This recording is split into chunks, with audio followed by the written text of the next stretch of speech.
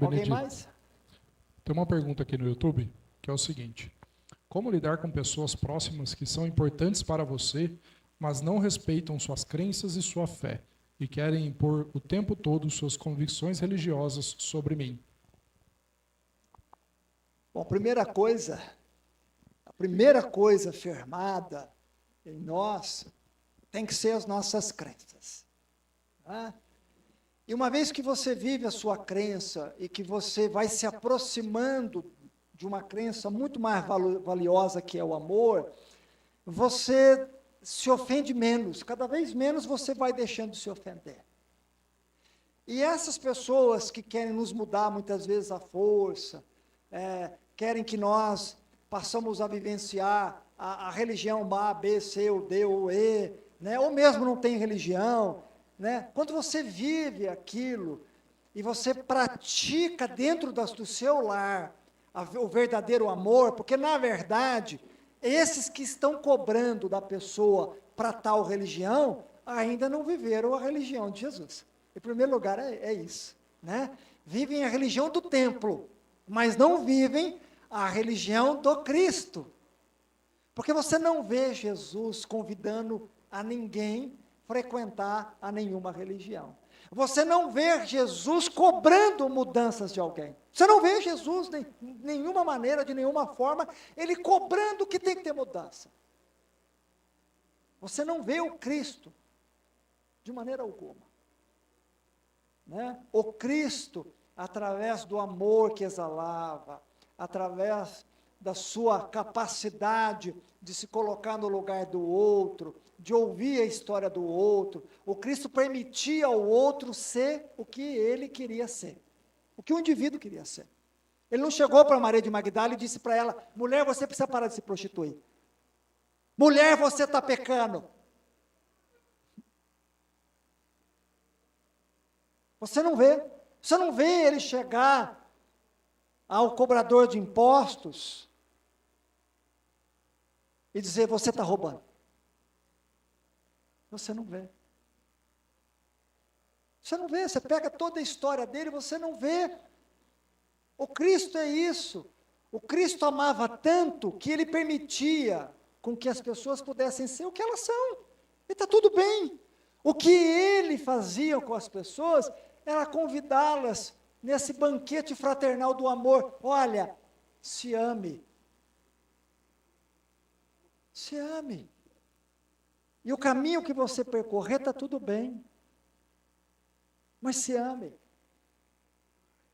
Então, quando nós vivermos realmente a religião de Jesus, na sua essência, na sua conduta, respeitando as pessoas em suas crenças, em suas manifestações, da forma como elas vivem, é muito mais fácil o diálogo. Porque eu digo uma coisa a vocês: se Jesus tivesse encarnado hoje, ele seria crucificado pelos religiosos de hoje. Ele seria crucificado e apedrejado pelos religiosos de hoje, como foi no passado. Como foi no passado. Então, o nosso exercício da compreensão, quando nós temos a compreensão do Cristo em nós, faz com que a gente entenda a necessidade do outro. Não é a minha necessidade, é do outro. O outro quer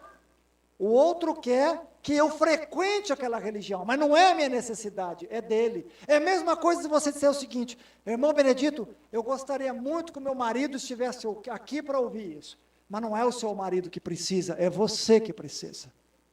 Não é o seu marido que necessita ser espírita, é você que necessita ser espírita. É você. Isso é bom para você agora.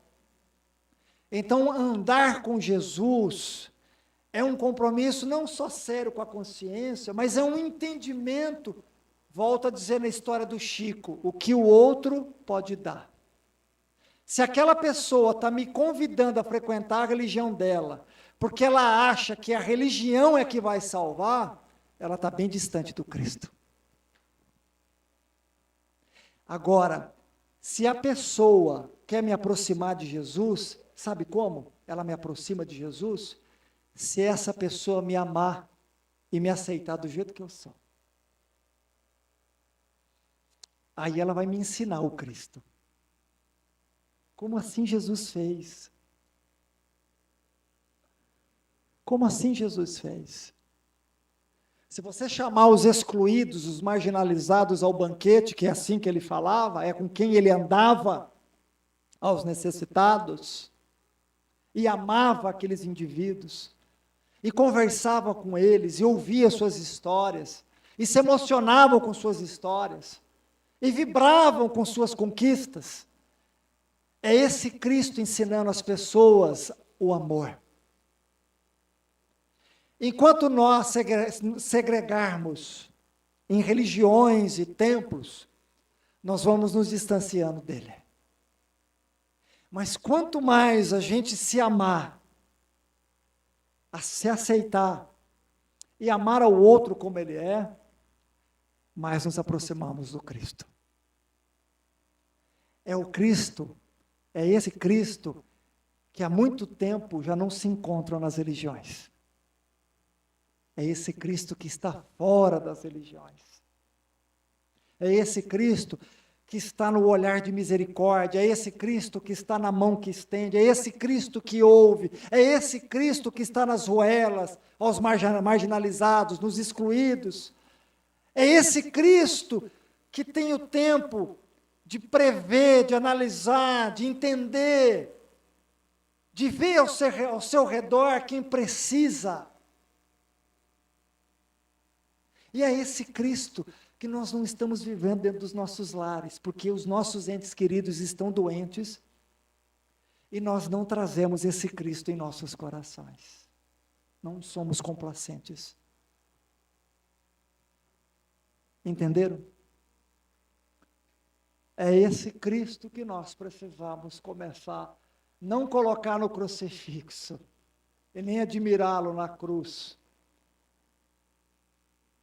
mas colocar as nossas experiências no nosso dia a dia.